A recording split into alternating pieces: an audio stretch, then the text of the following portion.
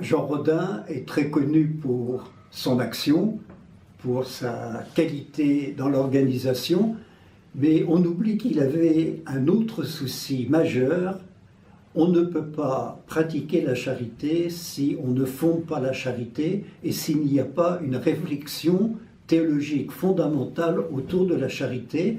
Et il constatait à son époque que cette réflexion n'existait pas. En particulier, lorsque le pape Paul VI est allé à Bombay, il a dit « Aucune réflexion autour de la charité et de la pauvreté n'a été menée par les théologiens. » Et il dit même en souriant « Il nous faudrait un Einstein de la pauvreté pour véritablement faire une réflexion fondamentale. » Et c'est le but de cette fondation Jean Rodin, créée par ses amis, faire que dans l'Église, il y ait une réflexion profonde autour de la charité.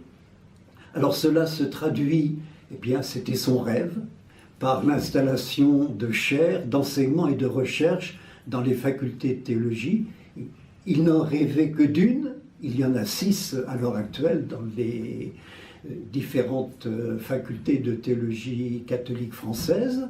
Et puis, parallèlement à cette réflexion universitaire, et c'est un peu le but que se donne à l'heure actuelle la Fondation Jean Rodin, à côté, je dirais, d'une théologie proprement technique, nous voudrions mettre en place ce qu'on pourrait appeler une théologie populaire ou synodale de la charité. C'est-à-dire que cette réflexion soit pas une réflexion de personnes qui sont extérieures au monde de la pauvreté, mais une réflexion qui associe véritablement les personnes qui sont en précarité et en situation de pauvreté à l'élaboration de cette nouvelle théologie. Et je pense que nous sommes, dans cette perspective, tout à fait dans la ligne de ce que souhaite le pape François, puisqu'il nous dit, en particulier dans la joie de l'Évangile, il nous dit Dieu nous parle par les pauvres, et c'est dans la mesure où nous serons attentifs à ce que disent les pauvres que nous comprendrons, nous saisirons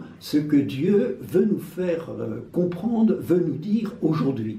Mais facile à dire, plus difficile à réaliser, car je dirais cette association de personnes d'autres cultures, en particulier avec la culture théologique, demande des méthodes très précises. Et c'est un peu le but du dernier colloque de la Fondation Jean Rodin, d'avoir précisé la méthodologie qui nous permettrait d'élaborer une théologie et une éthique sociale à partir de la parole des plus pauvres.